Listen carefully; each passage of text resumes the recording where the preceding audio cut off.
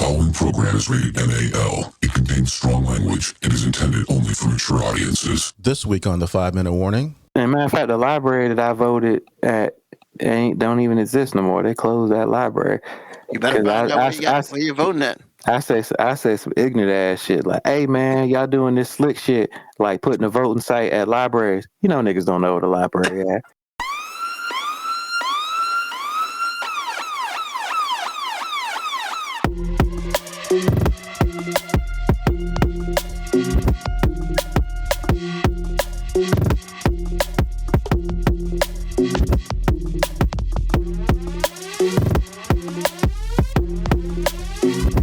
The show that gives you everything and nothing at all. That's everywhere you don't want to be. It's Ruben, Mo B, and on the ones and twos, AG.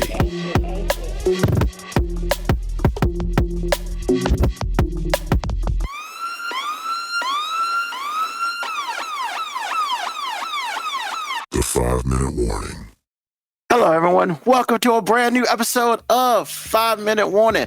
Of course, it's your man, Ruben, also in the house on a Sunday. And with me always is my cousin, AG. What's happening, y'all? How you doing? And also, Mo B. What's up? Why we going in that octave up there? That's how I always do it. I don't remember you going that high up there. Like you in your falsetto for our introduction. I ain't know. I mean, I'm not Mariah Carey, but usually I'm late, so I don't know. All right. I mean, that's fair. I won't go say that. I'm just saying, I usually be starting early, so, you know. Wow, now it's our fault. He's the victim. His tardy ass is the victim. Okay. I see that now. Man. I see that now. Unlike other shows, we try not to be on CPT. Know what I'm saying? We try to be on time because I got shit to do. So you mean to tell me that's the one instance where we don't act our color? Wow. Sometimes it be your own people. He's the one that classified it as CP time. He so really did. That was unfair. Yes, that's right. You really did do that, Ruben. Well, because remember back in the day, it was like, well, Ruben's always late. Blah, blah, blah, blah. Blah, blah, blah. I about to say, I don't remember nobody saying that. We might have one person in the chat. Say it all the time. I mean, you don't why be on time? Hey, don't count a nigga that at 21 walks around in a bathrobe after he smashes a chick for the first time. Like, we don't classify things that he says and put it in those terms. Like, hey, he's not the relevant source. Wow, man. I mean, he really went there with that, didn't he? I mean, we just out here, just whatever. It happens. Hey, man, I guess his ears are like burning right now. It's like, what's going on? Yeah, that's Moby talking about your ass. So, in all fairness, I would say it if he was sitting right beside me because I gotta say, at like 19 years old, that was one of the funniest things I'd ever seen in my life. Like, hey, bro, that shit was hilarious. Like, why did you just turn into some 60-year-old man? Like from Playboy magazine all of a sudden because you had a intimate encounter with a young lady. I mean, I don't know who this young lady was. I don't either. I ain't asked no questions. Yeah, none of us knew. We just knew that all of a sudden the dude was out here with scented candles and a bathrobe and a pipe. Don't forget the pipe. The motherfucker had a pipe. Like, won't smoke and shit. Like, nigga, won't smoke a damn into. Yeah. Like, guy was pimp of the year for one night. Let him have his. Know what I'm saying? Hey, you know what? All this time, we've been spending all this time, like, clowning him for. Actually, what we should have did is praise that vagina. Because, like, hey, this vagina had him feeling on top of the world. Like, this motherfucker thought he had elevated. Well, doesn't vagina make you feel like that for the first few moments after the fact? AG, maybe, but like in the famous words of Richard Pryor, that's a pussy you can keep, bro. Like, that shit made me completely change who I am for a moment. Nah, man. Make it change gods. Like, that motherfucker went from challenging people to deletion matches in an Xbox game to all of a sudden walking around in a bathrobe, some loafers with a pipe. He had a pipe too? He had a pipe. And not smoking shit. Yeah, he just had a pipe. Wait a minute. How you smoking a pipe with nothing in it? He didn't. I mean- it wasn't lit. It was just a pipe. He was just walking around with a pipe. Which means he had to plan for that because he's not like he ever used pipes for anything.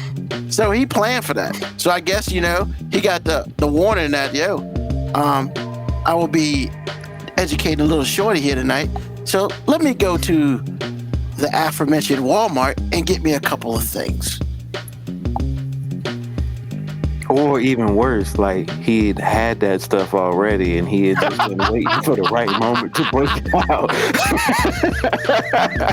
Good guy, man. This guy's out here not even catching strays. He's catching whole atomic bombs out here. Once again, I'm not saying anything about him. I'm celebrating that young lady. That young lady changed his life for a day. Like That's very true. He did say that.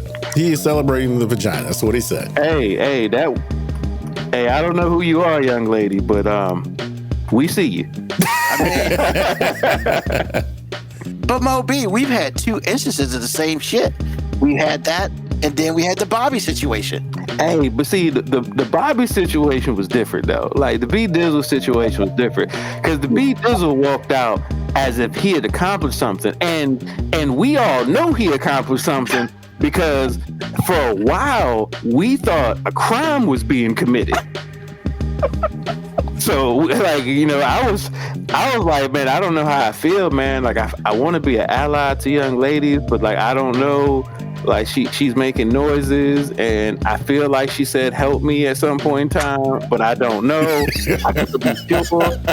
And she didn't really come out the room for like 3 days. She never came out the room. It was like For like 3 days. Like 3 days. I knew she was there because I would hear her, and I did see her go to the bathroom and come back to the room, but it was just like, hey man, whatever Dizzle was throwing down in there, man, she was like, hey, I came here for this. I ain't come here to see none of y'all. I didn't come here to associate, conversate, nothing. What I'm here for, this man has. And then, like, you couldn't feel threatened by him because, like, when a motherfucker walks out the room, goes to the refrigerator and grabs his Smirnoff Ice, like, what do you feel like could have happened in there? Like, it's like there's nothing threatening about a man in some boxes with a Smirnoff Ice. There's just nothing threatening about that. He just said, "What's up?" and walked back in. So once again, no real conversation. It was just once again, that is a different situation. That was B Dizzle was in there. He was like, "Hey man, I have a weekend, and in this weekend there is one assignment." and based on the lack of us seeing that young lady, he understood the assignment. I mean, we know she survived because she walked out. Yeah, she walked out. Oh, you saw her walk out. Yeah, she walked out in a couple days. But it did take 2 days. Like 3. Wow. Now, granted, I wasn't sitting in the main room waiting for her to come out. No. Just saying, out of a whole weekend, I saw her when she got there and when she left. And I mean, I was over here playing Halo. And then some times in between hearing whatever was going on that was none of my business. Whole bunch. None of my business. I ain't asked no questions. I ain't asked for no salutations. I was like, did you really need to ask questions? I mean, that first night, there was a lot of questions to be asked because once again, AG, there was some interesting sounds coming from that room. Wait a minute. When you said interested, it didn't sound sexual? I mean, it could have been. See, here's the thing, AG. All the sounds had question marks at the end of them. Yeah. Like it's not like it was words. Yeah, you're like, I don't know. Like, if you told me he was in there laying some of the Mario pipe down, like, I would believe you. But if you would also been like, he was back there having surgery on a young lady, could have believed it. If you were like, hey, he killed her and resuscitated her multiple times, could have seen it. Like, no definitive. I don't know, but I mean, all the sounds could have fit all of them. I mean, I'm not saying it sounded like a horror movie sometimes, But sometimes there was some blood You know curdling. what we needed, AG? We needed a producer who would have played the appropriate musical soundtrack to let us know what was going on. Because just with the sounds, we weren't really capable of understanding. I mean, we got some suspicions what was going on, but like no clarity. But you know when you're watching a movie, the music lets you know, is this a part where I'm supposed to be scared? Or is this a suspense? Yeah, like, absolutely. We needed a good soundtrack for the weekend. Hey, but the one sound we didn't hear, and we figured everything was okay, we didn't hear. Da-da! We didn't hear that. So we figured nobody died. Yeah. We didn't hear the dum dum. Yeah, so it wasn't a sex crime being committed. So it was definitely consent. So it wasn't involved. us for you. Wasn't us for you. Yeah, there was definitely consent involved. Not any Law and Order, so nobody was really doing some illegal shit. Well, we don't know if they were doing some illegal shit, because Virginia doing some illegal shit at that time. Hey, they were doing a lot of none of my fucking business. Exactly. And every time I would see B Dizzle, he'd get his Smirnoff Ice, he'd give me a head nod, say what's up. That's hey, I was like, hey, I know you're all right. I don't even know what she looked like. I don't remember what she looked like either. Wow. Well, if she's there for one thing, it doesn't matter, does it? I do remember she was blonde. That's it. That's all I remember. And here's the thing, AG. Like, I remember just not so much as like being proud of him for what was going on. That comes off wrong. But what it is about B Dizzle, like B Dizzle was an attractive young man. Because every female that came over to see me or hang out with me always let me know that B Dizzle could get it. So I was always like, but we'd go out and B Dizzle was kind of like reserved, wouldn't really talk to people. And I'd be like, hey man, like if you knew like I knew, like you should be slaying them, buddy. Like, cause everybody that come in here is down with B Dizzle. And then I'm like, and then you're already cooler with your own kind. And hear me out. He was already sexy with the white ladies because he was hanging with a whole bunch of black dudes. So when they saw him, we gave him the edge. He's about as straight lace a motherfucker as you can find. So ladies don't necessarily like a straight lace guy. But when you hanging around with 4 300+ pound black dudes from parts unknown, We might have been protecting his ass. Everybody knew. So I presume this guy's white. yeah. Okay, I didn't realize that to begin with because I Yeah, just white. assumed. Okay, wow. I mean, he could have been like, yo, that's my bodyguards. And we would have been like, totally would have been believable. And in fact, I had another friend at ODU, Tommy Dingus. He used to hang out with me and Terry all the time. And we would be walking through the mall, and he would always walk behind us. And he would say, hey, man, when I walk behind y'all, it looks like y'all my security. You know what? And we was like, you know what? You're not wrong. I mean, see, Tommy Dingus was next level with his pimping. So I was like, hey, I understood. That's the same motherfucker that didn't even make eye contact with girls, and they would do stuff that he asked for. Like, we'd be sitting at the lunch table, girl would come over, he'd just pick up his cup, tell her what drink, she'd bring the drink over, he would never make eye contact with her, grab the cup, say thank you, and then she'd be like, am I still gonna see you this afternoon? I'll let you know. And then she'd leave, and we'd just be sitting there like, how does that work? How does that work? I'm just saying, like, because like I get it, like, you got to have a little bit of edge to you, but it's like he was like hardcore asshole, and it just worked. Some people can do that, but you gotta believe it out of your soul, because everybody can't just pull that off. Hey, he pulled it off. Wow, and never made eye contact. Never made eye contact with her.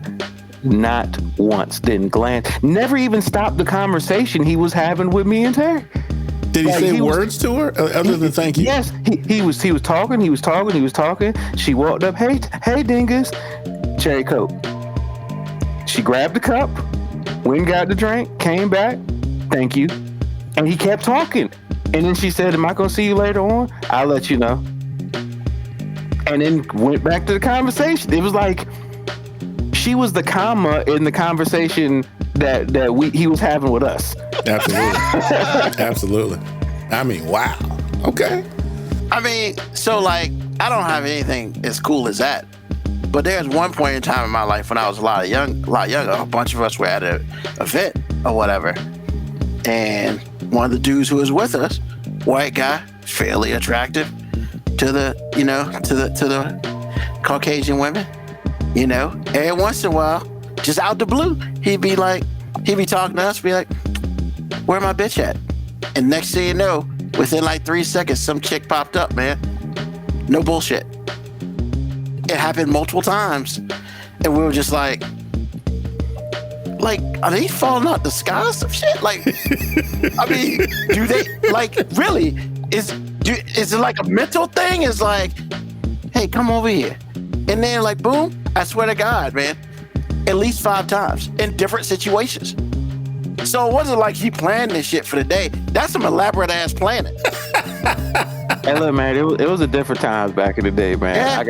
I just saw, like I said, and when it came to B Dizzle, I'll just be like, hey, man, there've been black women in here, there've been Latino women in here, there've been mixed race women in here, and every one of them that walked in would all be like, B Dizzle's cute.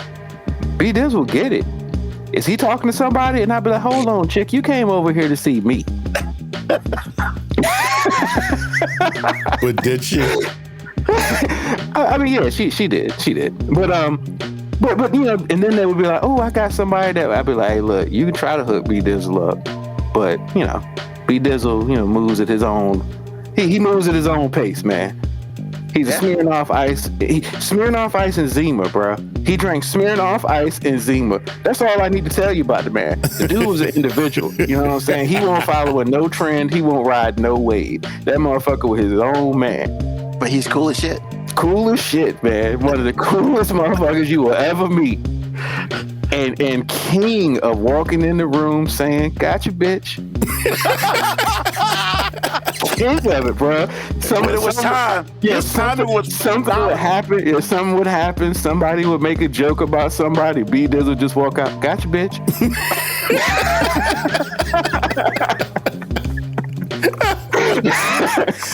Ooh, boy, that's funny. Man.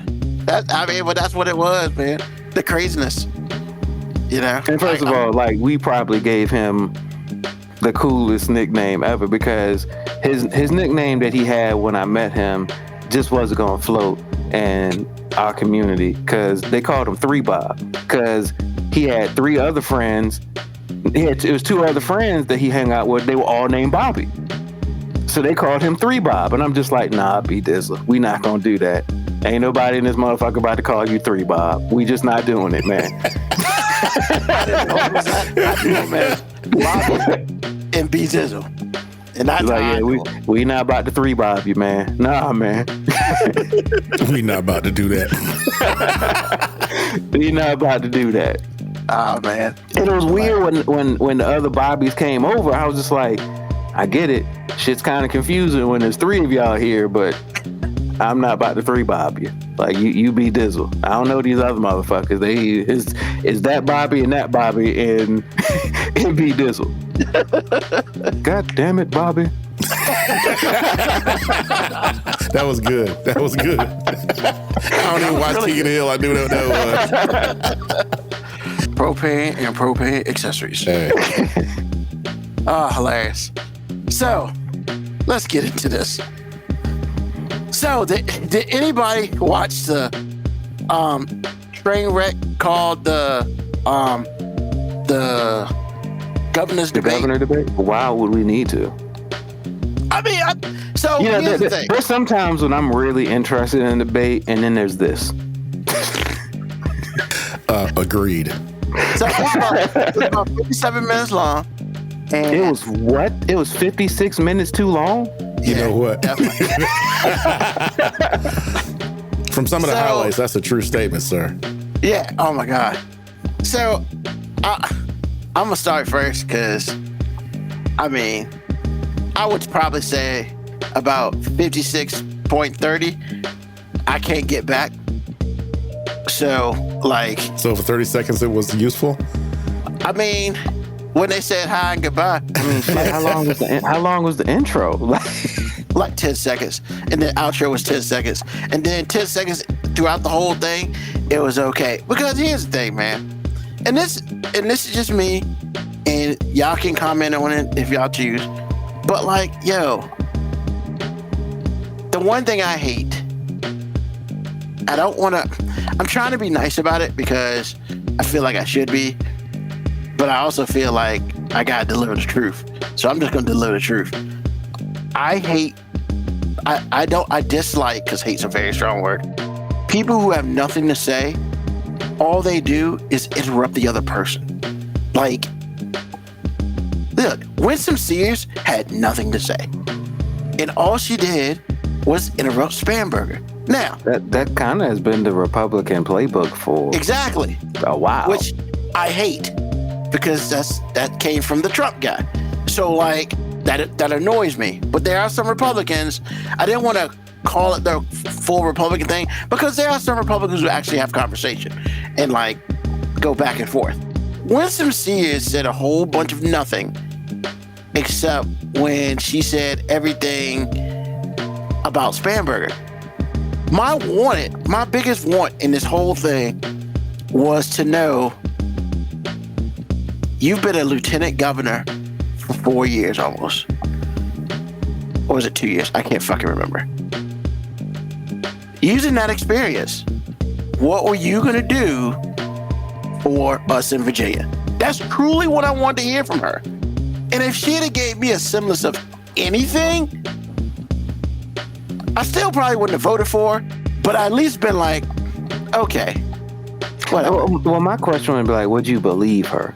Because I think the biggest problem. I think the biggest problem with listening to politicians is the fact that their voting records are public.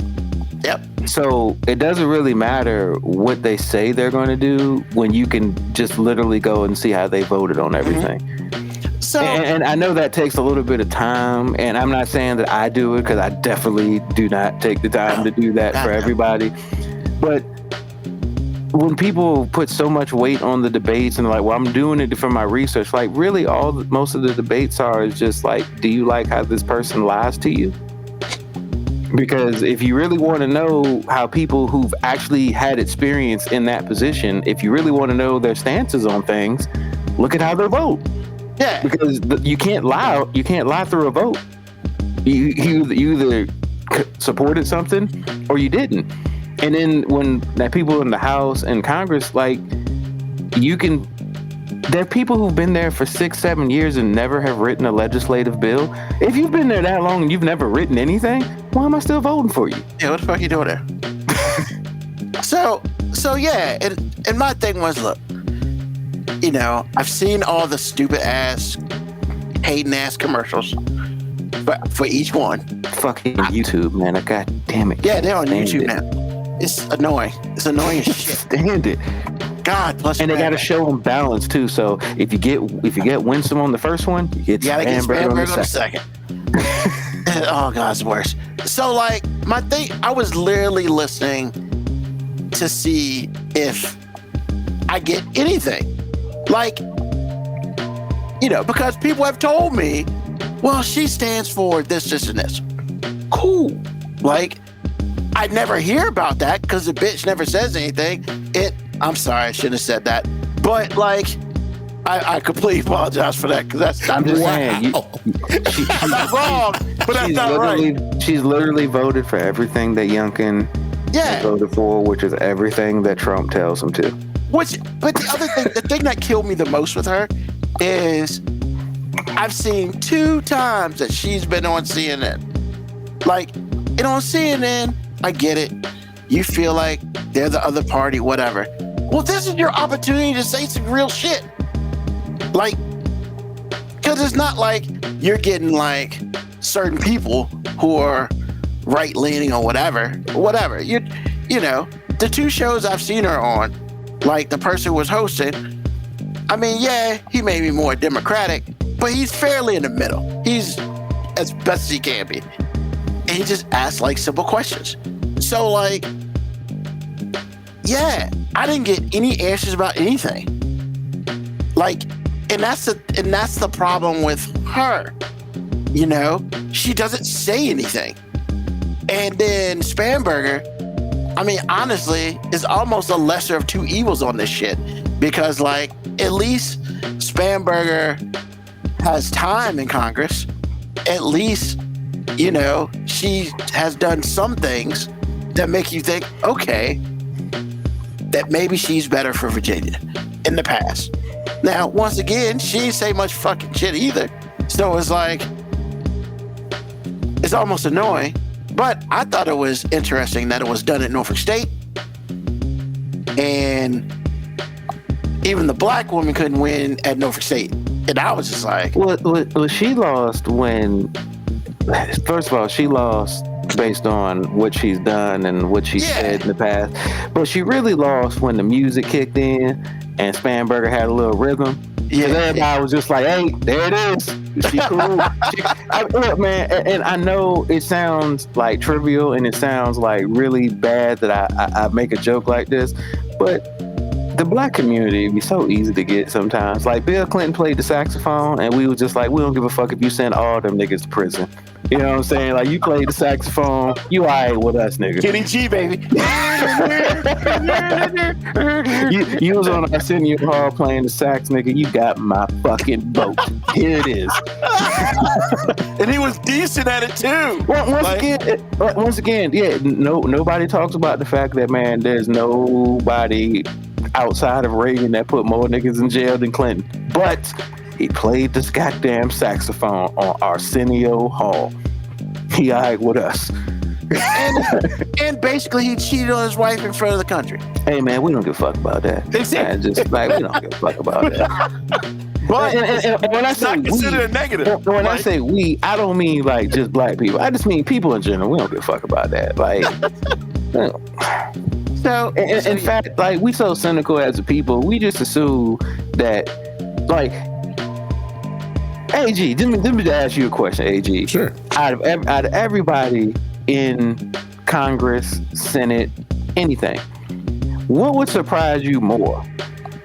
A man that's been unfaithful to his wife, or a man that's been loyal to his wife? Loyal, for sure. Exactly. They have this, when you have that kind of power to erase people, power to hush people up. Yeah, man. It's like, and I'm not trying to make light of it. I'm just saying, like, most people are just to the point where we're just like, yeah, that's kind of what happens. Yeah. It is what it is, man. It's what it is. So, what do you think, AG? Okay, this is gonna be really short. Number one, this black man is voting for the white lady. That's first, because all the things that we're talking about now were solidified when Winsome Sears opened her mouth from day one. Now, to her credit, she's been super, super consistent. Even the way she goes about the debate, which is not saying anything and bullying her opponent without saying anything, by interrupting all the time, by yelling and screaming, all the things. So she got the playbook down. But what really solidified the fact that I wasn't going to vote for the black lady was the fact that the white people she shucks and jives and tap dances for has not and will not endorse her. That blew my mind, because I wasn't really thinking about it until I heard it, and I was like, yeah, that's right. Trump has not come out, because we've been in the news. So apparently our race is really, really important, and Trump has definitely no desire to endorse her at all. And so then it was just like, okay, well, Vance hadn't said anything. Nobody up top has said anything to support this woman. So that let me know, you black, you not attractive, you're not all the things that they want, all the things.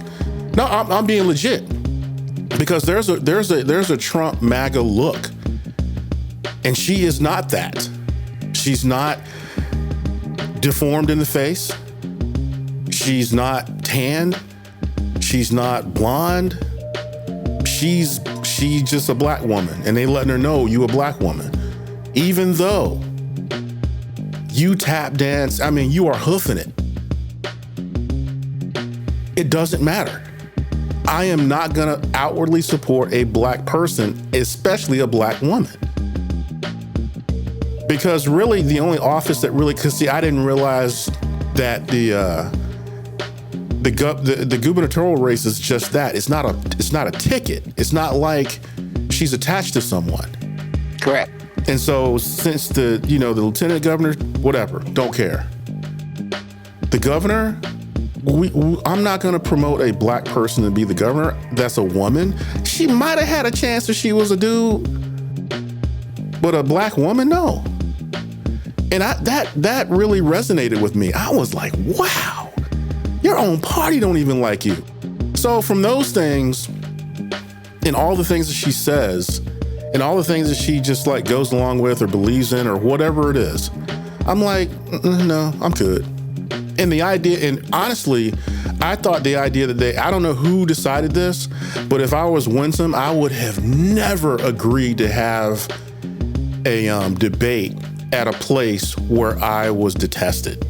Like when she showed up the last time, when those two showed up the last time, I mean, Spanberger was coming to the cookout. I mean, she had the golden ticket. She had the golden ticket before she arrived, and then she did what she did. And Winsome was like, they hated her. I am speaking.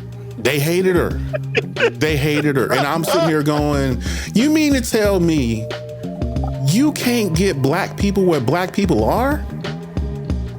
That was bad. So when I heard that the debate was at Norfolk State, I was like, whoever decided this was brilliant. And whoever was on Winsome's side of this and didn't say don't agree to it. Idiots, man. That was just like, bro, that is, wow. You let this happen? So again, from those things alone, all it did was solidify who I was going to vote for. Yeah, her committee shit on fire. Somebody should have been like, we can't go down the street to ODU. Like, somewhere. Exactly. We can't go down the street to ODU. And then you can't even make it public. Like, what you should have did is you should have made it public. Like, public. But you didn't do that. But even at Norfolk State, if you make it public at Norfolk State, there's still ain't enough people that's going to come out there and support the Republican Party at Norfolk State. Yeah, right. If you make it at ODU, you got a chance. The MAGA would have been out, bro. Yeah. But see, that's my whole point. That's my other whole point, I should say. Because honestly, based on what has happened, I don't think MAGA would have showed up at all. Even if it was at Brigham Young, I don't think she would have had a chance. Well, I'm going to disagree with that because she won overwhelmingly for lieutenant governor. Like, man, she beat the dog shit out of who she would have. I hear what you're saying, but this is for all the marbles, man. And I mean, I'm just saying. I don't think MAGA in general want black people, especially black women, to be running jack. I mean, she's still going to win the rural areas. The problem is she's not going to, the turnout is not going to be as excited for her as they would be for some of the other candidates. Just like AG said, it's going to be a sheer numbers game. And I just don't think she's going to get the numbers. And honestly, if we're going to take a couple steps back, isn't it kind of interesting that Glenn Youngkin didn't rerun? I didn't think he could. I mean, he can only run for governor. No, you can run for governor again, but it can't be consecutive. So he can't run. I thought you could. You can. It just can't be consecutive. Like you can be governor twice, but you can't be governor back to back. Okay. Look it up to make sure. Somebody look it up to make sure. But I'm pretty sure that a gubernatorial position you cannot have. Well, at least in Virginia, you can't have it back to back. Because I remember when Doug Wilder was not a president. I remember when Doug Wilder was the governor, and he did his 4, and that was it. And then my man, because he was really popular, he could have stayed governor if he wanted. So it's like the other guy, not Youngkin, but the dude before him, the 4 years that he had just done before Youngkin got in was his second term. But it wasn't consecutive though. There was somebody in between him. But again, look it up to make sure that's correct, but I'm pretty sure. But yeah, but also I think. Yeah, Virginia's one consecutive 4-year term. That's all you can do. But yeah, like, yeah, it's From what if we're gonna go by polls, the polls have Spanberg up by like 12 to 15 points. Hey man, I told you a long time ago about polls, man. Polls 20 years ago, not even 20 years ago, I'd probably say before Trump, life before Trump, polls actually had a significant place in gauging how votes worked. And as soon as Trump came to the atmosphere, that changed. And he didn't destroy it. The problem was Trump became so associated with being a racist that people didn't want to say they were voting for Trump because people would make the determination that you're racist or you're sexist. They would say negative things about you. So there'd be a lot of people who would say, oh, I'm not going to vote for him. And we know goddamn well they did. But they didn't say it out loud. So, and that's what polls are. So polls are just like, are you going to vote for? No, I would not. No, I just don't. There had never been so many undecided voters publicly that were not really undecided. Yeah, they were really not undecided. So KB Acko says that's true, AG. The part of the reasons why Virginia flips almost every time. Yeah, it's really strange. I never did understand it, but like I said, I think the first time was Governor Wilder, man. It was just like that guy could have stayed governor, bro. But, you can't be consecutive, so it doesn't matter. I kind of wish every state was like that, just because, like, and I get it. People are like, well, it just flips over and over again. But you know what? Flipping over and over again kind of makes it so that one party can't really destroy a motherfucking state. You don't really have enough time to destroy that shit. You can, but then the other person just come and fix it. Well, yeah, that's what I'm saying. You can't. You in theory, you shouldn't be able to destroy it so much that it can't be balanced out. Yeah. So, but yeah, man. I mean, there's this one in Jersey, and they're not talking about Jersey nowhere near as much as they talking about Virginia. And then on top of it, this is the first female governor for Virginia. Yeah, I'm about to say what we got. One way or another, it's going to be the first. Yep, and this is what we got. So it's like, yeah. I mean, we'll see. When the polls come in November, you never know. I mean, you don't, man. I'm telling you, when you don't, it's almost like if I was going up for podcast producer of the year and y'all voted for some other motherfucker. That lets you know so much. Like that's kind of how it feels. Because if I was looking at the situation, like, this dude been doing a podcast with these dudes for 5 years plus, and you mean to tell me they voted for some dude they don't fucking know? Okay. Yeah, I don't know what's going on, but I ain't voting for him. That's what this is like to me. Yeah. The people, your people, your own people, just like, I don't know who she is. But the question is, are our own people gonna go out and vote? And that's really what's it about. Like I said, Ruben, they're gonna still, like, people who just vote red all the time are still gonna vote red. They're still gonna vote red all. The problem is, some people who vote red all the time, it's just a matter of, will they even decide to go vote? Yeah, they might stay home. Yeah. I mean, so that's gonna hurt Winston Sears. Yeah, it will. Not hurt either party if that happens for either party. It's interesting that the one thing I haven't seen that goes back to Mo B's point about how they don't want a black woman in MAGA. What you haven't seen is a whole lot of black dudes cape for Winston Sears. They cape for Trump. But I just haven't seen a whole bunch of nobody cape for Winston Sears. That's my whole point. And that's the scary part. Because you just don't know who's out there, and you don't know how things are. Because you're right, she's gonna get Southwest. She's probably gonna get Virginia Beach. I mean, Northern Virginia will probably go to Spanberger. So it really comes down to, Central Virginia, really. And you don't know where any of those motherfuckers stay at, other than Mo B. Like, you just don't know. I mean, here's because you have Chesterfield, which honestly flip-flops like. I mean, You know? Chesterfield's getting a lot browner. It's getting a lot browner out here, bro. Yeah, It's getting a lot browner. but a lot brown. I mean, we had a lot of brown Republicans out there. No, there still really aren't a lot.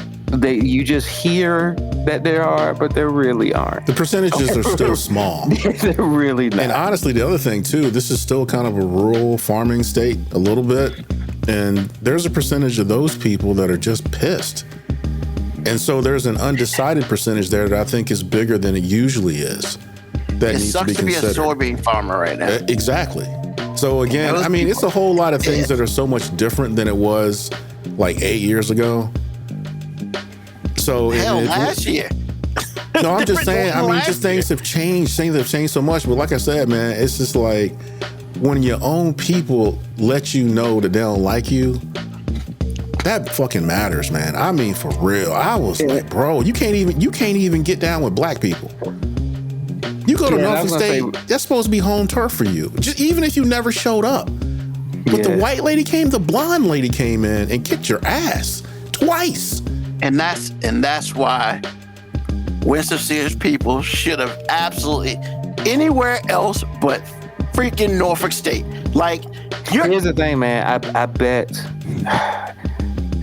this is also why like diversity matters, because I bet a lot of people running her campaign don't look like her. Because I'm sure even if you had a campaign manager that didn't necessarily even support Winston, they would know enough about like cultural things to be like, hey, this ain't the move. this ain't, if you trying to win, you probably shouldn't do this. Yeah. Like this probably ain't the move. And just like, you said you ain't really seen none of the black male Republicans come out and support her.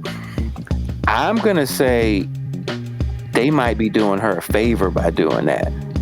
And because how would they support her? Would they just support her by like, hey, she's a Republican? Or would they try to support her by saying, hey, support this black woman Republican? Because that could seriously backfire, because every single big black Republican is married to a white woman. Almost exclusively. And whether it should be relevant or not, man, we know that ain't gonna play well.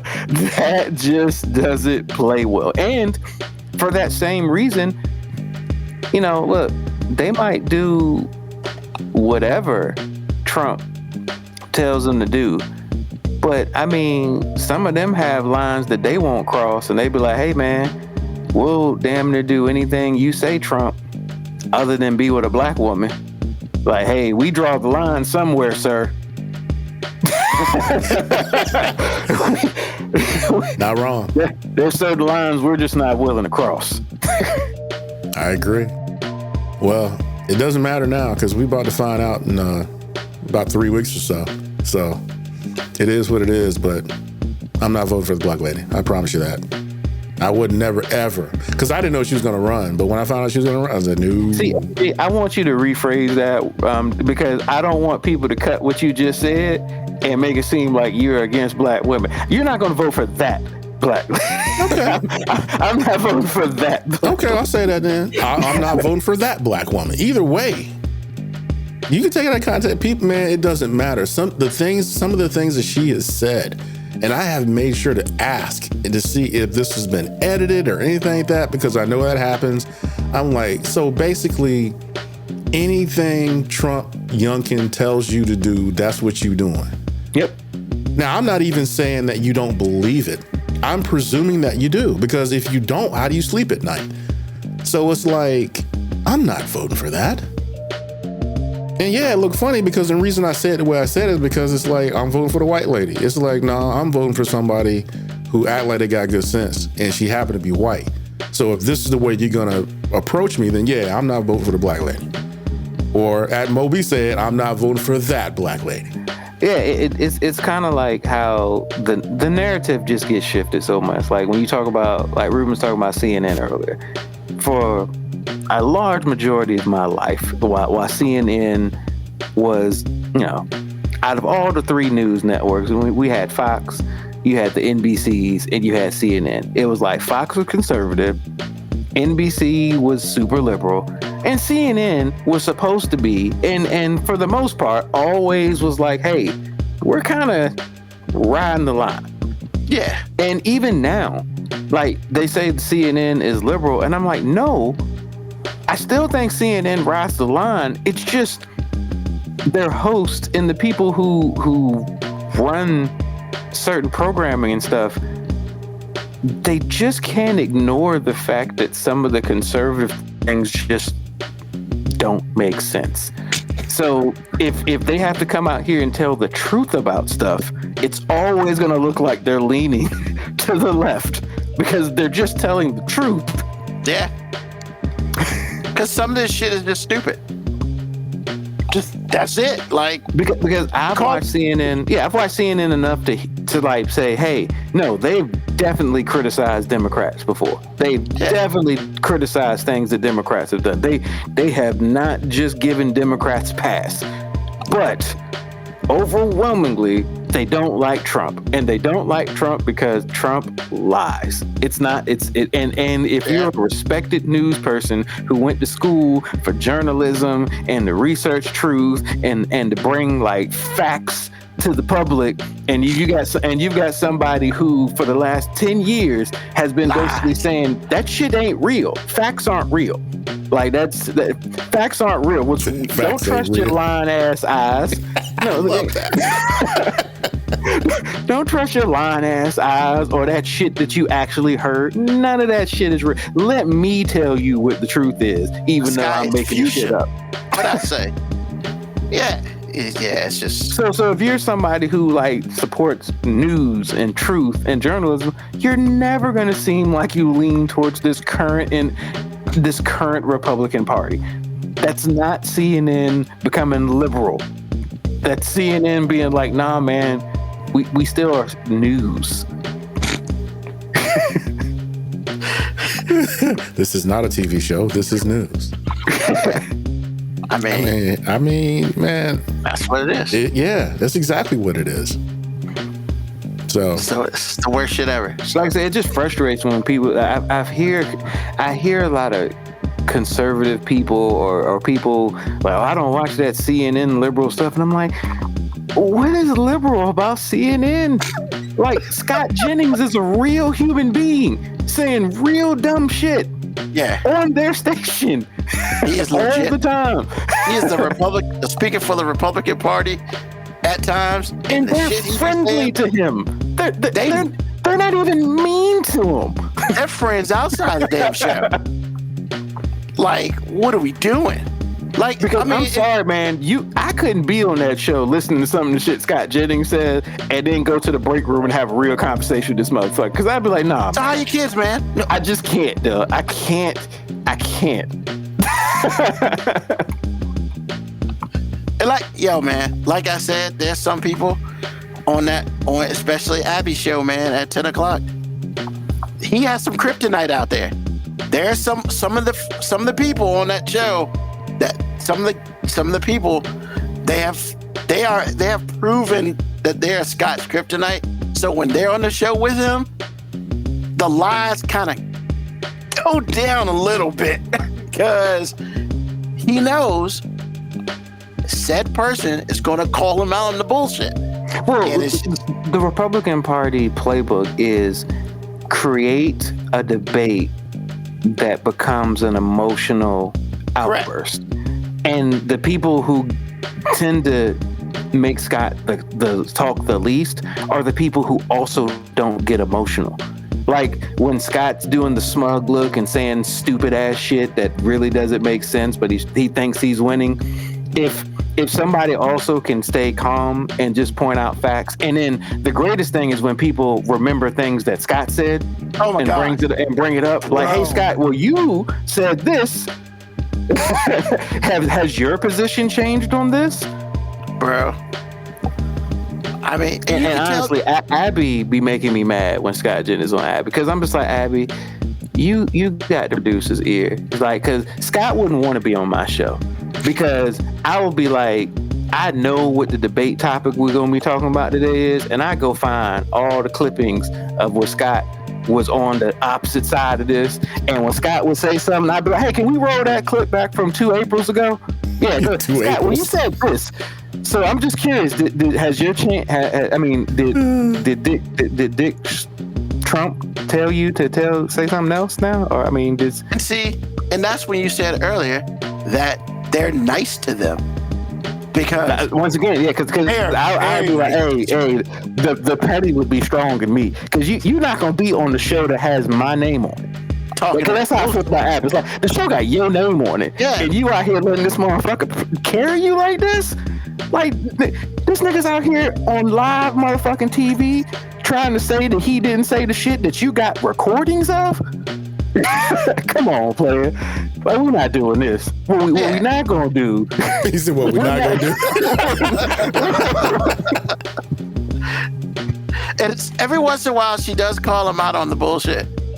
Depending on the level of bullshit. It's one thing to call it out. It's another thing to put the receipt out, man.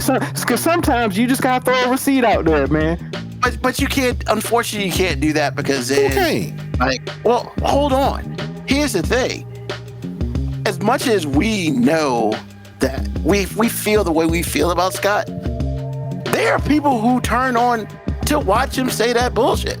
So, like, here's the thing, man. You just got to pull the receipts out both ways, because, like, don't get me, because I have definitely heard some people from the Democrat thing say things that I'm just like, hey, you won't talking that, you ain't like Hakeem Jeffries. Like, I'd be like, hey, bro, you be telling me all this shit that the Democratic Party gonna do, and then you go vote for this Charlie Kirk shit. Like, come on, man. Like, we not, like I said, I don't believe what none of these motherfuckers say. I look at how you vote. That's how I know who you are. Yeah. I mean, so, yeah, it's crazy, you know, but unfortunately, whether we want to or not, a majority of the country will be tuned in on election day to Virginia. And that's the last fucking thing we always want. But guess what? CNN's gonna probably be down this bitch. MSNBC's gonna be down this bitch. Fox is gonna be down this bitch.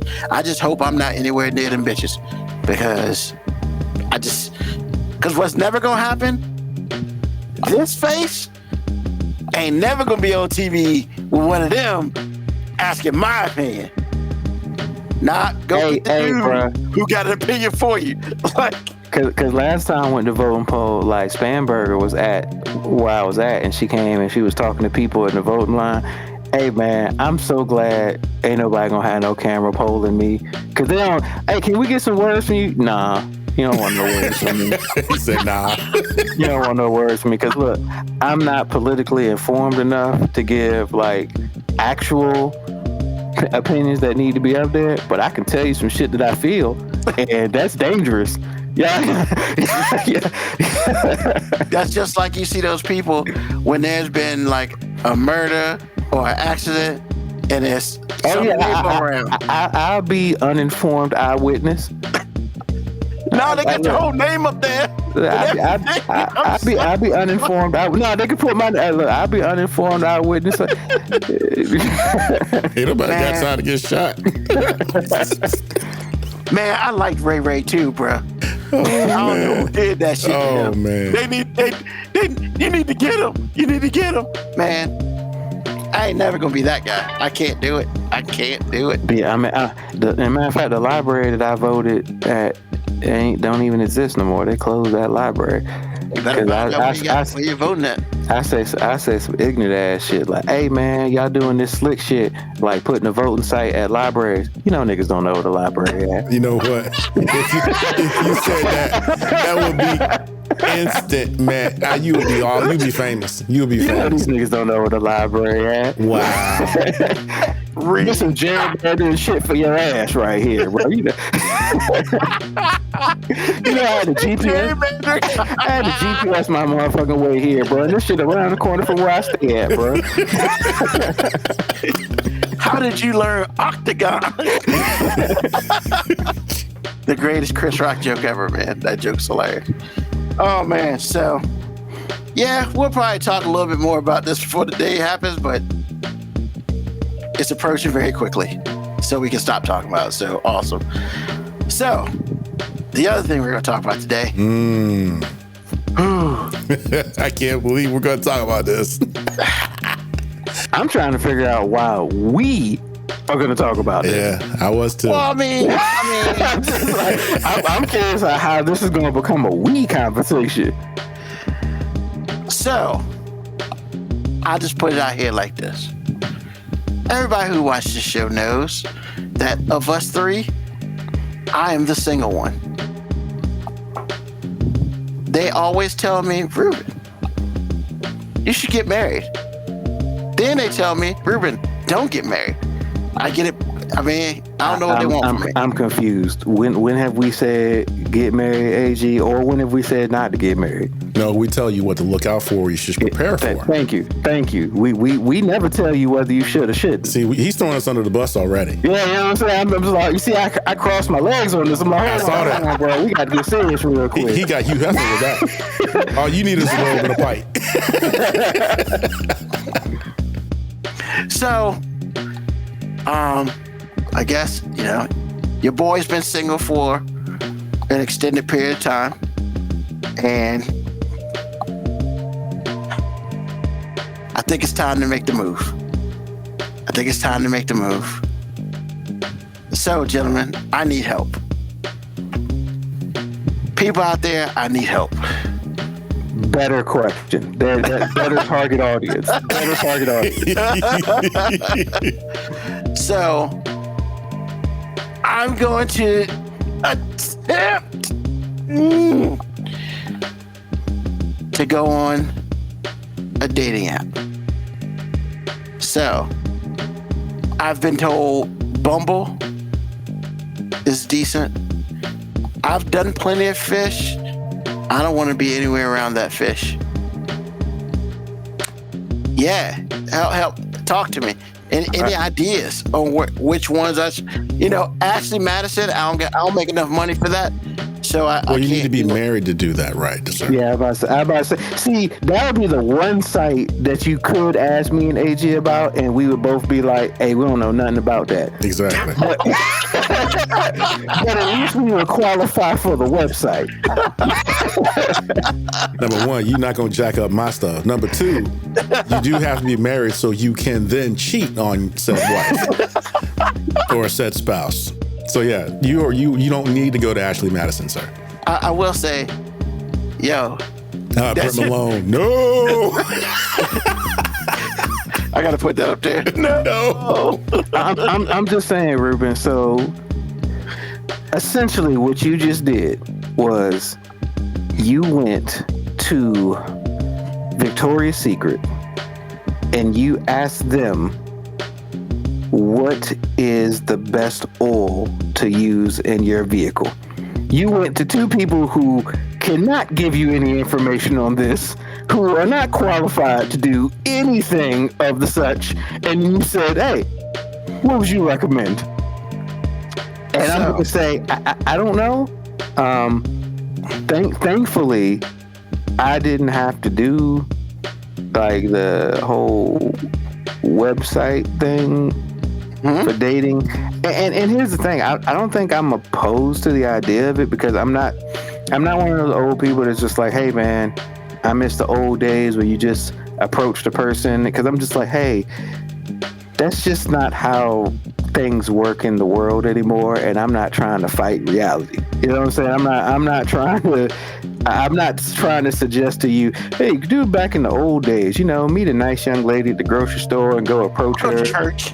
Yeah, you know what I'm saying? So she can be like, creep, why are you approaching me? Why can't I just be out in public and not get approached by a female?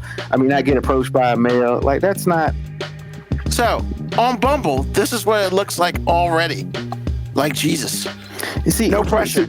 No, Ruben, what you got to understand is, like, every dating website has to ride a balance of, like, how many motherfuckers is really looking for relationships and how many people are out here looking for fuck buddies? Most people are out here looking for fuck buddies. So you got to make your website appealing to the people who are trying to bust a nut. That's Well, I'm gonna tame that a little bit. 'Cause, I mean, that was harsh because they do have sites that are just for that. However, most of the sites that you're looking at, they have to give you the aura of success. Yeah. They can't have a whole bunch of single-looking people on the site when you are in fact looking for Failures. Yes, Failures. exactly. So they gotta make sure that they give give you the image that, hey, you can succeed here because we put pictures on the thing. You know what I'm saying? We put pictures of people that are supposed to be together, even though it's a photo shoot. Look at this. This could be you. Exactly. That's really important in marketing, man. You can't make people feel like they're gonna fail before they do anything. So, just saying. But I mean, I don't really know what to tell you. The only experience that I have with you, number one, I told you I was never going to tell you about your social life again because I upset you one time. I'm never doing it again, and I meant that. The other thing is I have heard of people that have had success. Yeah. Yes, I know people. Absolutely. So, the only thing I would say is just like in the wild, it's like, look, man, if they show you they crazy or if they don't show, like my man at work that's training me right now, we got into a conversation and we were talking about him being on these dating sites. And the one thing that he said that I remember, actually I remember the whole thing, but the biggest thing that I remember was he went out with this chick that didn't have a profile picture. And she was as ugly could be. And that's what he said. And so I was like, look, man, if there are red flags in the profile picture, believe it. If there are red flags in the profile at all, believe it. Because it's a lot of people out here in these streets. And when I say that, I mean on these sites. Number one, they have multiple profiles. They have multiple profiles on all the sites. They're hunting and they crazy. So I'm not saying anything different than I would say to you, even if you were just like, doing this organically. Yeah. But the thing is, you need to be extra vigilant with this because now you are in a pool and the contaminated water looks clear. So just be careful of who you choose. If they give you a red flag, that's exactly what it is, man. And, so that's the only thing I'm going to tell you. Yeah, I'm about to say the only advice I can give you is like when you start looking at the profile pictures, like, hey, man, profile pictures tell you a lot about a person. And it doesn't sound appealing. It sounds like there's shaming going on when I'm saying this, but like, no, like a profile pic, if it's just titties up, that's a flag. I'm just telling you, if you see a lot of cleavage in face pictures from high angles, red flag. If every pic has so many filters on it, you don't know exactly what she looks like, could be fucking with a dude. Like it's not wrong. It could go either way. Not wrong. So it sounds like everything I'm saying is shallow, but no, I'm just trying to avoid the visual lie, because the visual lie sets you up for so many more failures than anything. Also, my number one suggestion would be like, before you actually meet anyone, make sure you have there are just too many forms of technology not to have had some type of FaceTime, video conference, talk or conversation with somebody. Because like, hey man, I ain't about to get catfish. Yeah, it's not even just about getting catfish, man. Like, I'm just a firm believer that like text communication and hell, even just like phone communication isn't as revealing about somebody as like being able to talk at them and actually see them, make eye contact with them as they're talking. So, I mean, I don't think I would, if I was in the dating pool right now, I don't think I would ever meet anyone if we hadn't had like some type of video FaceTime thing. And it's not even just about the catfish thing. It's like, hey man, I want to make sure that we can have an actual face-to-face conversation without me feeling like I need to go commit suicide afterwards because I got stupider in the conversation. Like, that's important to me. That's a red flag for me, definitely. Yeah, I mean, I know you. That's what I'm saying. Like, hey, if you can't engage in like visual and conversation with somebody, man, That's the issue. So I hear about people like, oh yeah, I met this person, I met them online, and I'm just like, oh, you had never actually talked to them before, like actual, like never heard their voice, nothing.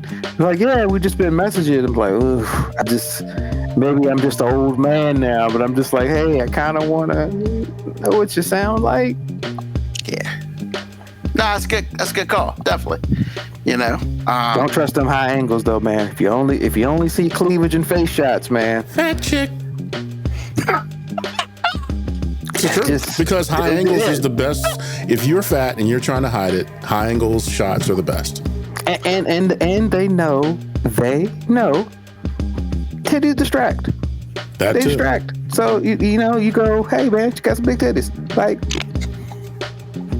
and most people aren't upset about that. They don't say like, hey, she's cute. She got some big titties. Like, Today's. So, my pictures. So, what? I mean, are we talking standard? I stand in front of a mirror type shit. No, just take a headshot. Just be honest about it. That's all. Just like the headshot that you had. Well, it's not really a headshot, but like the picture you have on the website. Like the opening joint. Right. I mean, Man. there's nothing wrong with that.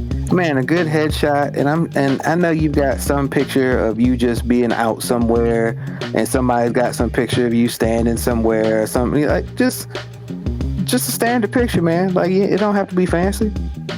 Because I'm trying to make sure that the people that don't like you stay not liking you. So it filters out people that are going to be stupid, or it filters out people that might get the wrong idea because you took too good of a headshot. It lets people know exactly who you are. Now, that filters out a lot, so it might seem like you're not succeeding, but yet you are. So again, because like I said, I want people to get to you because they've seen you, they know, all good. Yeah. Also, on a lot of those sites that you mentioned, I'm pretty sure, like AG said, there's some sites that I feel like probably have a little bit more of a reputation for actually setting up dates. But a lot of those sites are hookup sites. Like at the end of the day, that's just kind of what they become. So by you just having like a regular face picture and just a standard, just chilling out public picture, you kind of minimize the thirst trapping. Because a lot of those pictures, I imagine, are people out here trying to do the old thirst trap. I mean, yeah. And when you see the thirst trap, you kind of know what that person's up here for. And that goes male or female. That's True not that. being sexist. That goes male or female. I mean, I figured, I'll holler at my boy Cliff, if I want to learn about thirst traps, You don't have the money to do that type of thirst trapping, buddy. I mean, that's very true. You don't have the money. So I guess we should do some background on that. During COVID, when the NFL draft was pretty much All virtual, pretty much. all virtual for the most part, Cliff Kingsbury. Cliff? Thirst trapping. when he was in Arizona, they had put a camera in his house. His house is all glass. So like Got the you see this pool showing in the background, fireplace going. It was awesome. It's like thirst trapping. Like I don't know if this motherfucker trying to draft a player, or he trying to get some ladies to come through, right? Or both. You know what I'm saying? Hey, we got like 32 picks left before our next pick, so come on through, baby. Yeah. And like they showed when the sun went down at his house, and I was like, "Come on, bro, really? What are we doing? Who you paying?" Hey, look, man, and what we doing right now is classic hating. Because that's what we really do. Like we not really discouraging the fact that he was thirst trapping. Nigga, we hating. Because we all would like to live like that. If I was single, that's fucking goals right there. Like, hey man, I'm trying to have the background set up like that. Like you ain't even gotta approach a chick if she see you on camera like that. You don't. Yeah, he was chilling. He was on his laptop on the table working. He got to send the chick one message. Yeah. What's up? What's up? Not even what's up. Just up. Just SUP.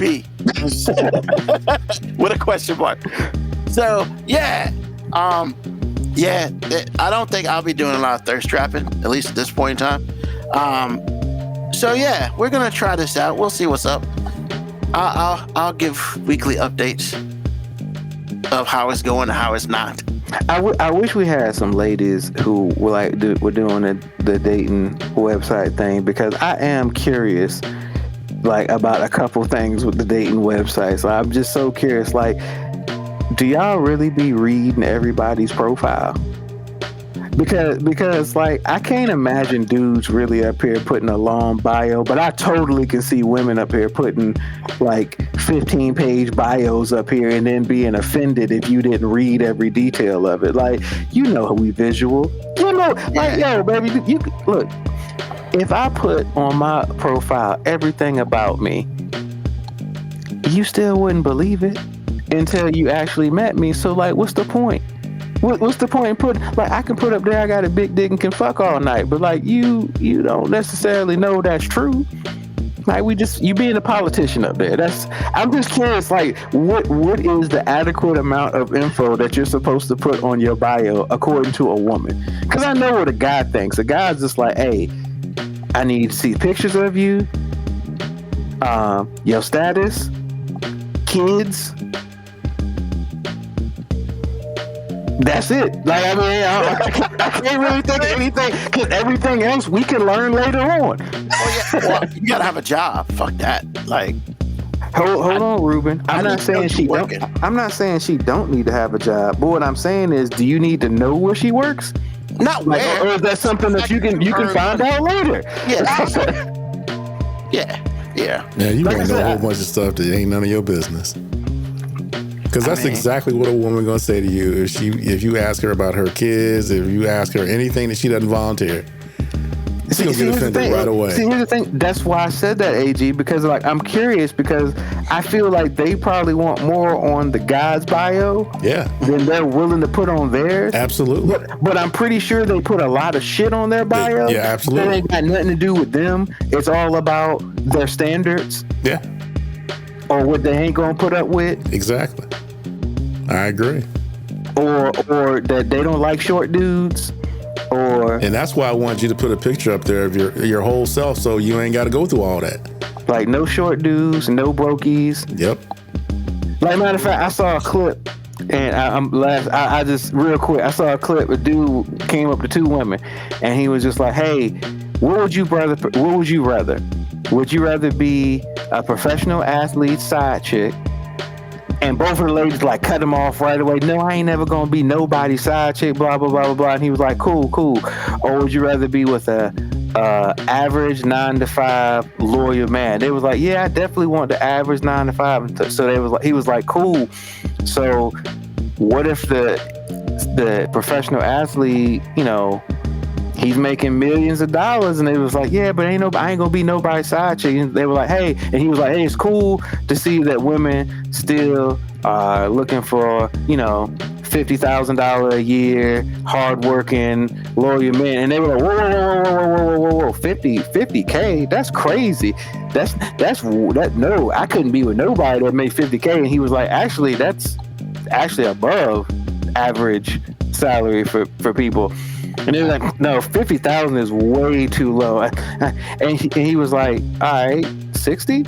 And she was like, 60 is crazy. And he was like, so, and she was like, you know what? I changed my mind.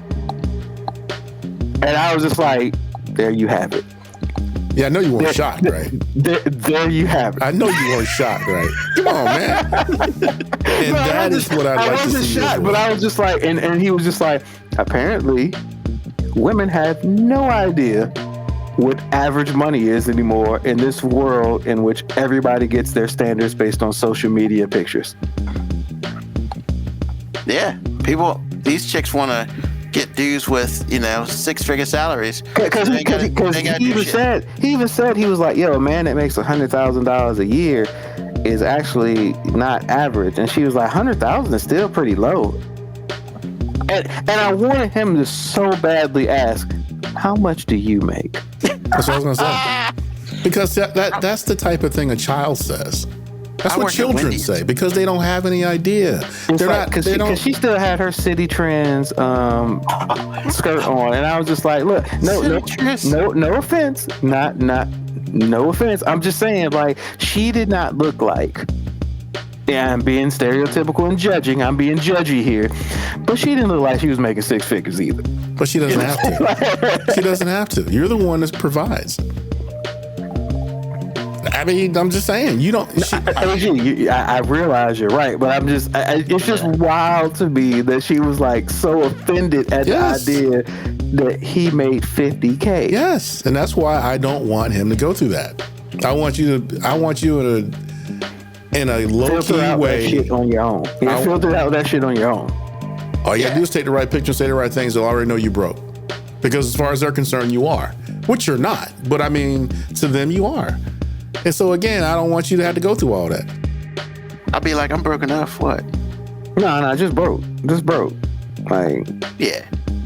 So I mean, Ruben, I say that shit all the time up here, bro. I'm broke. Like, I'm too broke to be petty. You know what I'm saying? So, like, I don't think so, but I do understand you. I here's believe the you thing, can be man. petty for free, man. I really do believe that. You're right. I could, but like, why? I don't want to lowball petty.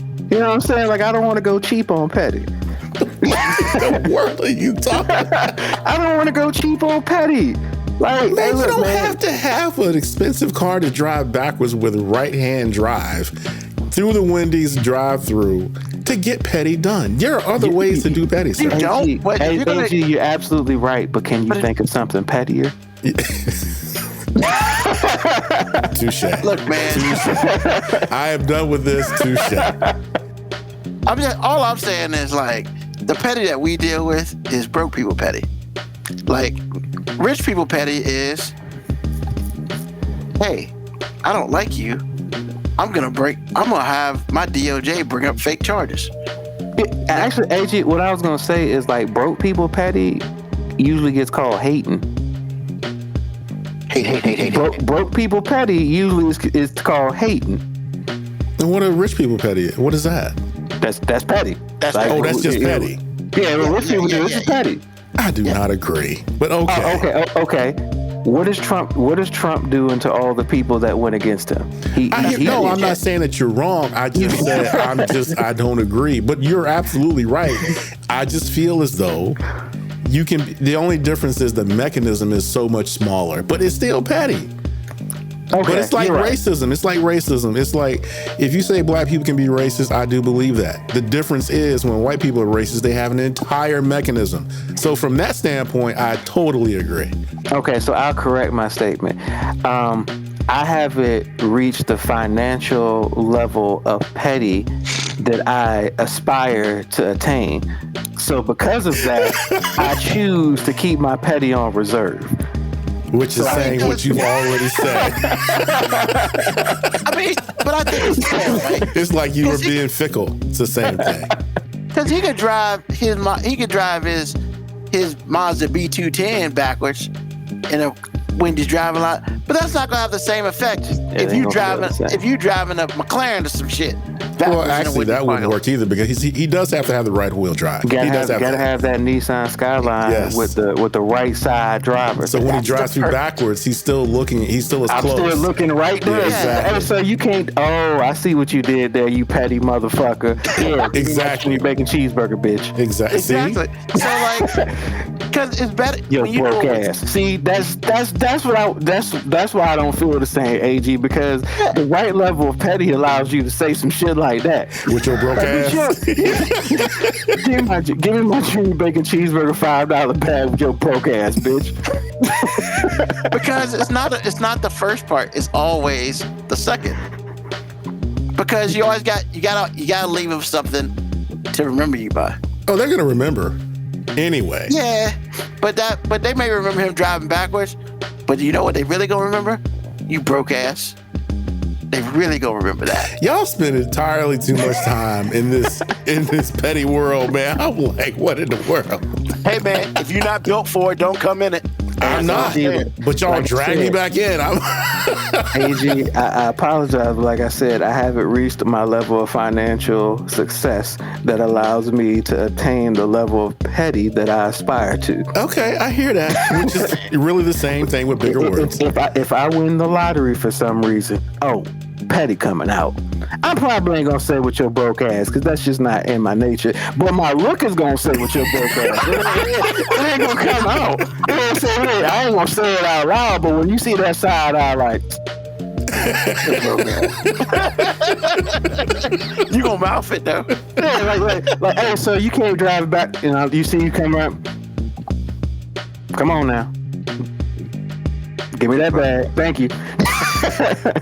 I mean, because, hey, I'm going to be real. Like, I got my petty, but my petty's poor petty. Like, I can only be petty on things that I can relate to. I just choose not to. But see, you know what I'm saying? Even that petty, though, AG, you know how much joy I would bring to that Wendy's drive-thru by doing that? You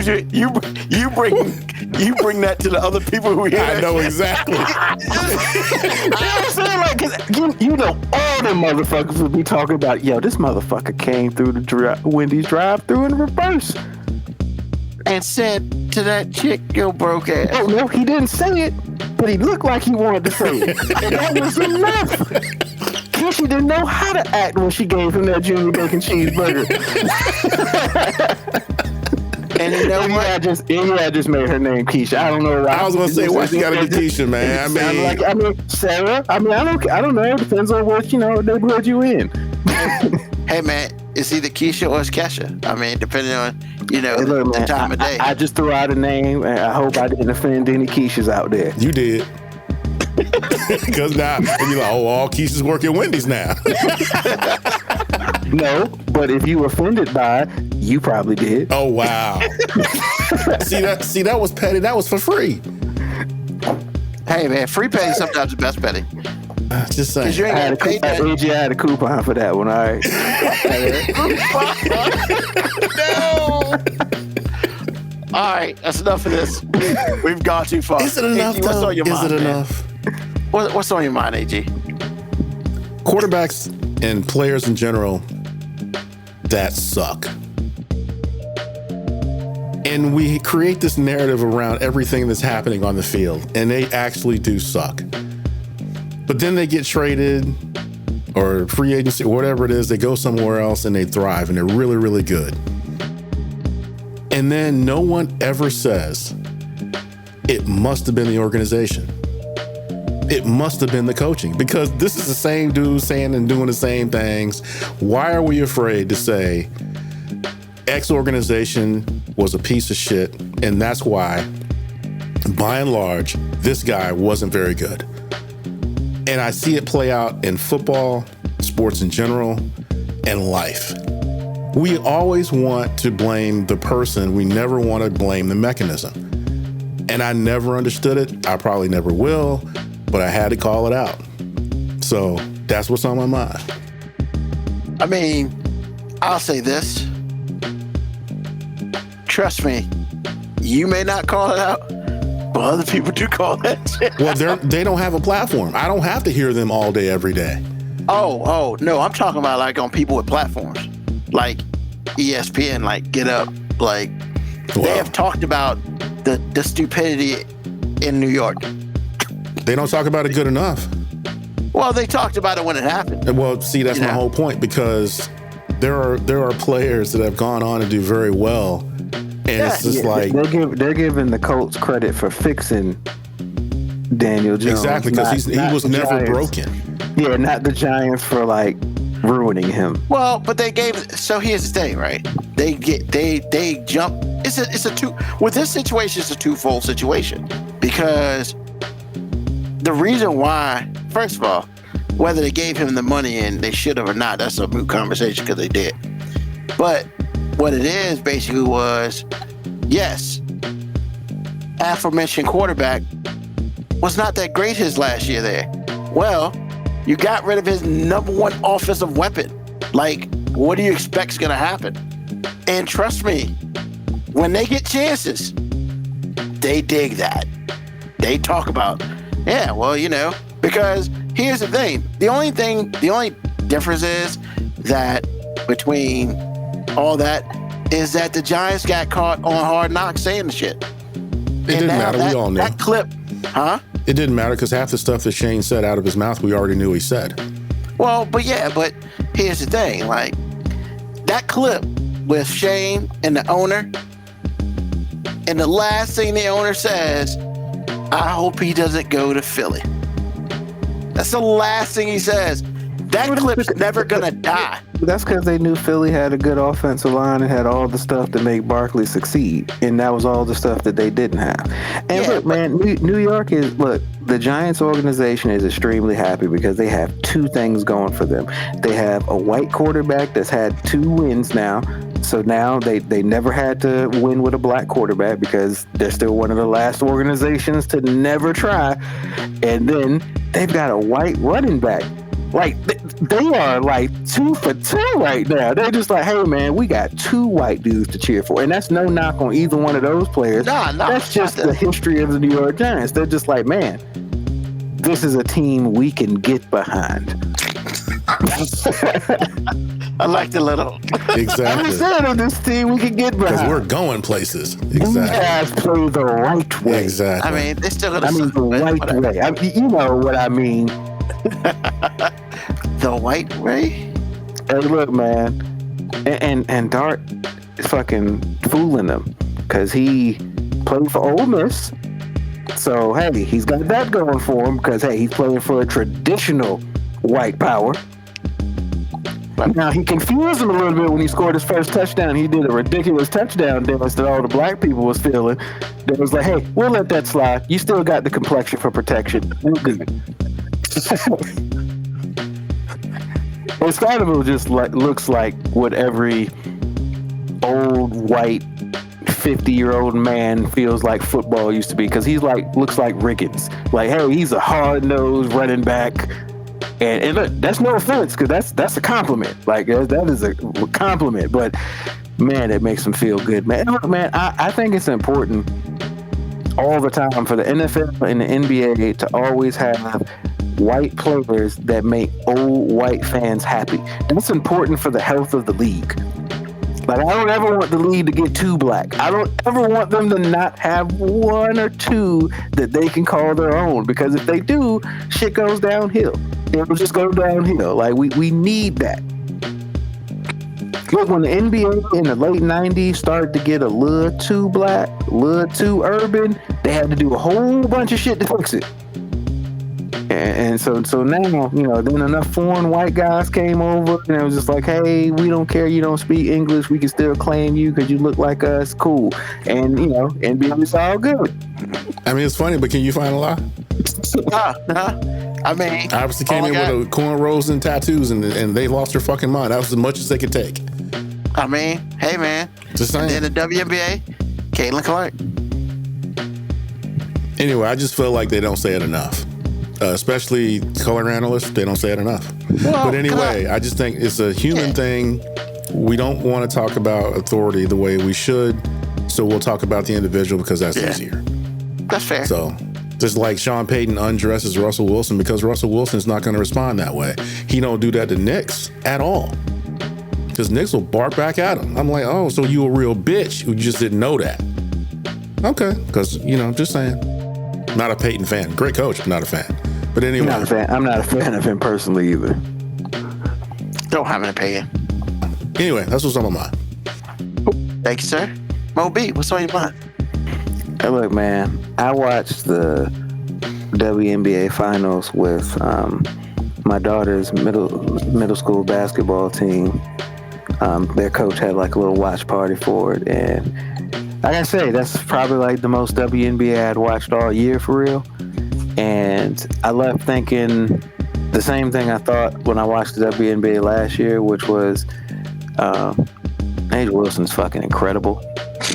And this sport is really not marketed correctly. And yes, a lot of it probably has to do with that lady that they're trying to get rid of. However, I really don't think the players are doing themselves a favor all the time either, because, you know, they say they want it to be about basketball, but a lot of times it feels like it feels like the animosity they have towards the treatment that they've received is too much in the forefront of what they're pushing. And I say that, and I know it's easy to say that that's just like a white person saying a black person being upset about slavery didn't affect them, but I get it. It's old scars. But I really hope that eventually they get a leader who can put some of the passion that they have, because I think their players union and their players have the most camaraderie and unity of any professional league, other than probably women's soccer. Like, and it's funny how those two are so closely correlated as far as like the unity between the leagues.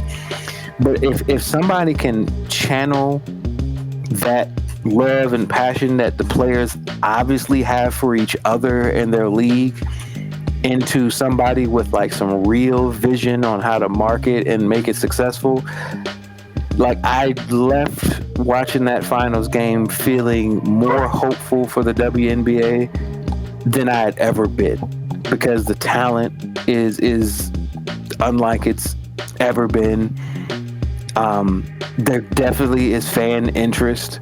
Like, people really do like the league. It's really fun and enjoyable to watch. I really enjoy, like, next year I'm going to probably make more of a conscious effort to watch WNBA, because I've said it before, and I said it just like as a general statement, but now after watching it, I really feel like it's really like watching 90s basketball, because there's so much more post play. There's so many unique styles of the game, where when I watch the NBA, I feel like every team is a carbon copy of every team, and everybody does things the same way, where the WNBA really feels like it's still defining itself team by team.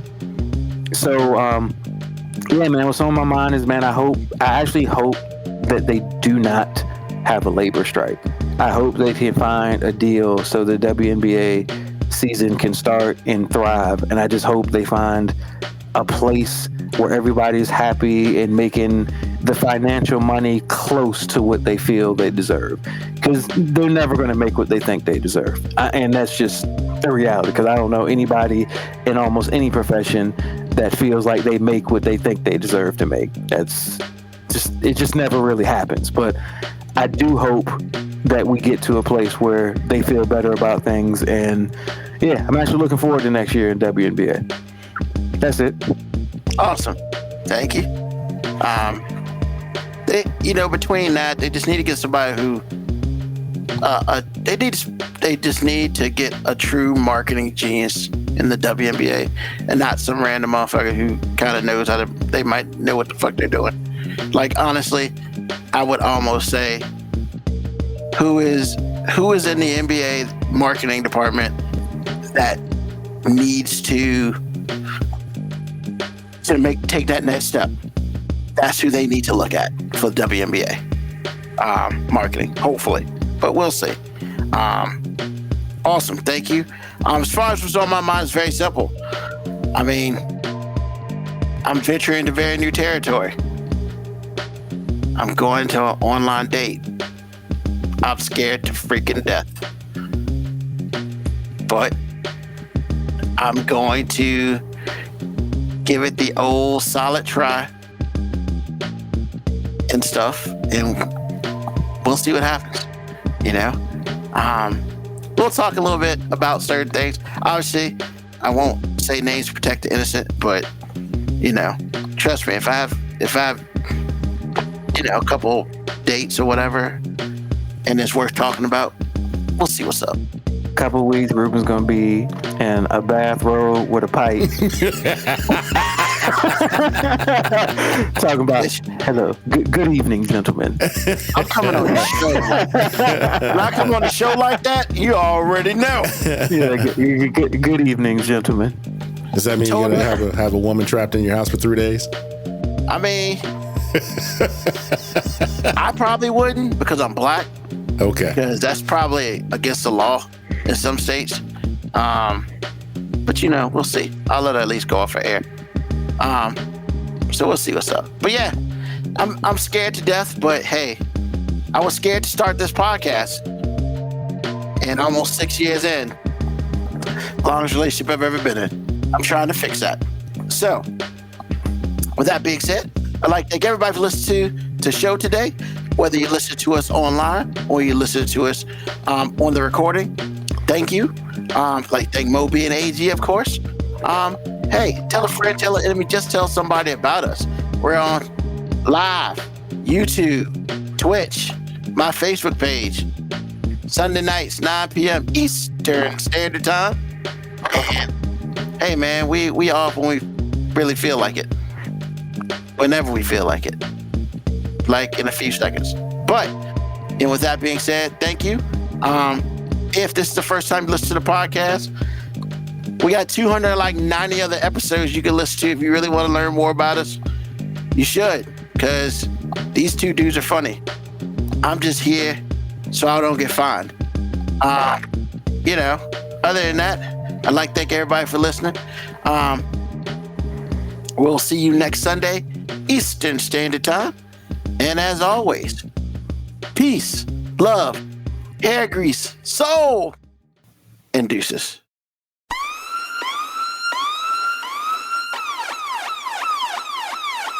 Email us at 5minutewarning19@gmail.com. And also leave comments on Facebook and Twitch. Search 5 Minute Warning. Contact us on Twitter at AG_FMW Podcast, at Newsman25, at FMW 2019. Contact us on Instagram, Moby 5 Minute Warning, AG_5 Minute Warning, Newsman25. You can listen to the podcast at Apple Podcast, Spotify, or wherever you get your podcast. Thank you for listening. This has been another episode of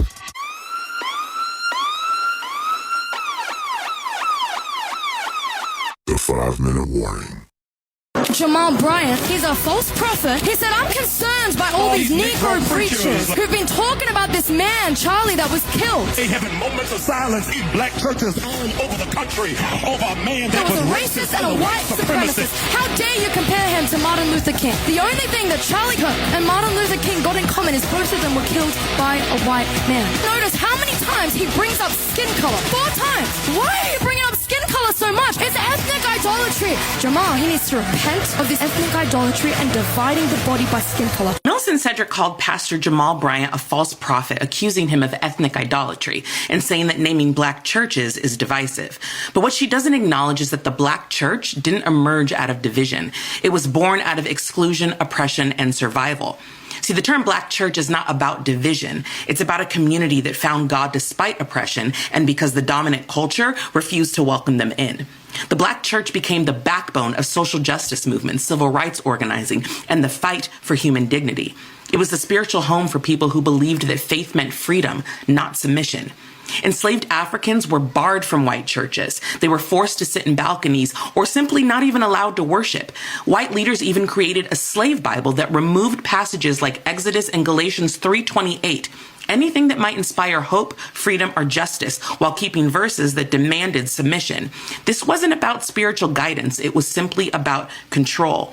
White churches also don't have to carry the label white because the system was built around them and for them. Just because the descriptor white isn't written in front of it doesn't mean it's not obvious who it caters to and who it centers. But when black or other ethnic communities name themselves, then suddenly it's divisive or idolatry. When the only reason those descriptors are there is to let those communities know there's a place for them. See, unity without truth is not unity. It's conformity, and it erases history, silences marginalized voices, and protects those in power. The black church doesn't divide the body of Christ. Racism does. And until we face that truth, we'll keep mistaking erasure for harmony and comfort for justice. If you want to be truly united in the body of Christ, start by listening to the voices you've been conditioned to ignore, because that's what Jesus would do. Black voting rights is about to be stripped away by the United States Supreme Court. Yeah, that's right. You heard me right. While everybody is talking about Charlie Cristo 2.0 and his death and the Medal of Freedom and votes in Venezuela and Epstein files, Project 2025 is well underway of stripping the vote from Americans who happen to have black skin. How are they doing this? Well, there is a case out of Louisiana that is being heard by the Supreme Court today, and the Supreme Court has already indicated where they are leaning. A group of white people who said that having the Civil Rights Act of the 1960s and the Voting Rights Act, which guarantees that black neighborhoods must remain districted as black neighborhoods. You cannot carve them up into tiny little pieces and then make the rural white the majority of that district. This is to protect equal representation. They're saying that that is a reverse discrimination against the white people who live in those black neighborhoods. So now they're suing to have that ended. And if the Supreme Court rules on this case today, that will effectively mean Republican control of both the House, the Senate, and the presidency for decades. Because the black vote is the main linchpin of the Democratic Party. That without them, they can never win a majority in the House and the Senate or the presidency. And the Republicans are about to strip that away, effectively making this country a one-party state. This story is too important to ignore. Please help share it. Hit all of these buttons. Comment. A real comment, not just a button or an emoji, but comment something real. Your concerns. We have to get the message out. Mainstream media is not even talking about this.